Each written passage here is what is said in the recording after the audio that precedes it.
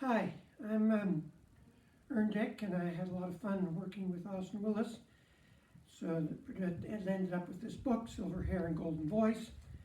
But I won't be trying to replicate Austin's voice because I wouldn't be able to do justice to it. So I'm going to just read from my introduction. Austin Willis arrived in Granville Ferry, Nova Scotia in September 1999, looking splendid, fresh off a 1950s era Hollywood film set, or so it seemed.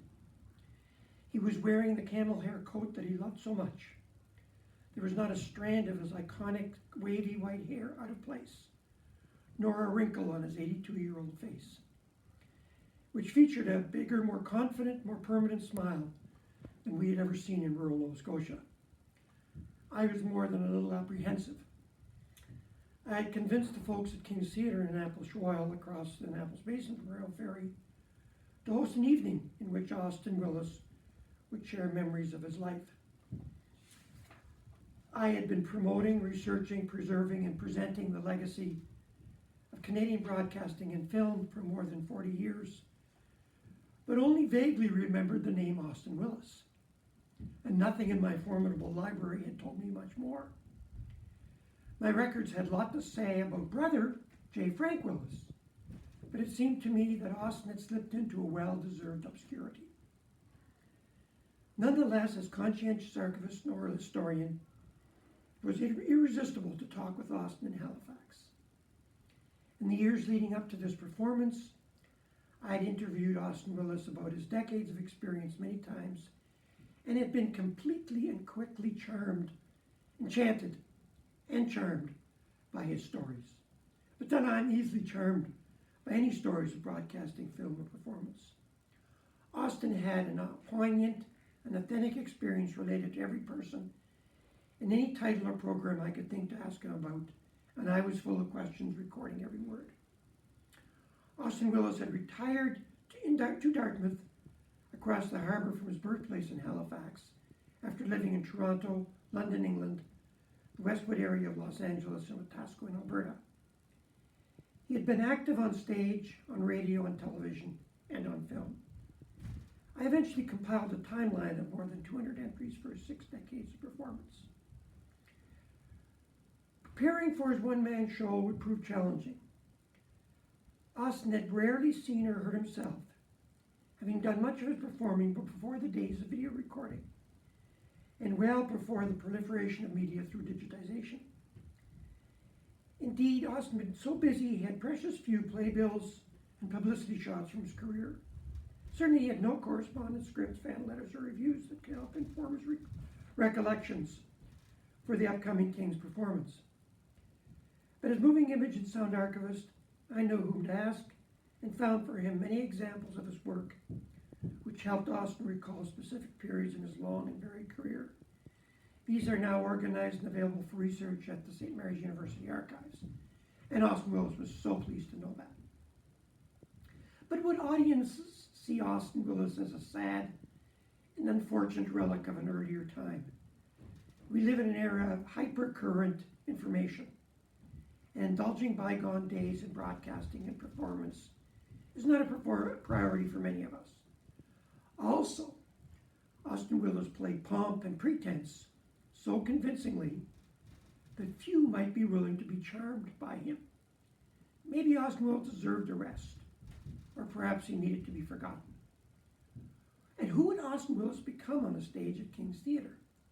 Many an actor is petrified of being himself on stage, and Willis had good reason.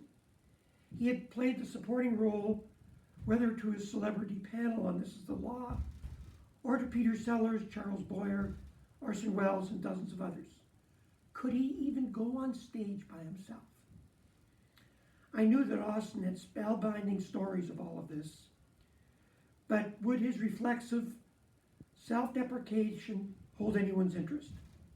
Austin Willis openly admitted he had chain-smoked too many matinee cigarettes to sponsor his longtime radio program, and drunk too much strong drink in his earlier days.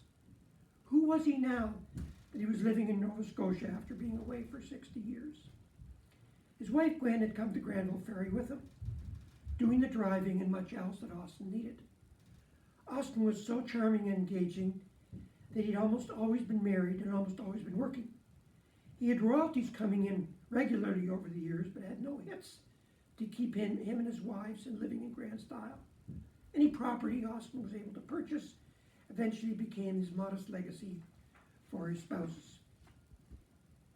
I invited anybody I could contact to remember Austin, but all had forgotten Austin Willis and their own successes. Maybe it was kinder to allow Austin Willis to remain forgotten. I knew Austin Willis would charm my wife Nancy and our friends when he came to dinner before the performance, and he did. He was the perfect dinner guest. Austin loved food, particularly strong cheeses, and he could be distracted by questions about anyone we might ask about. It became almost a game to see who might stump Austin, but he had stories of everyone from Elvis Presley to Beatrice Lillie, and of many performers whose names none of us recognized, though I certainly eventually researched them. Only Bing Crosby caused him to stop. Yes, he admitted he knew Bing Crosby well, but he would say nothing beyond that.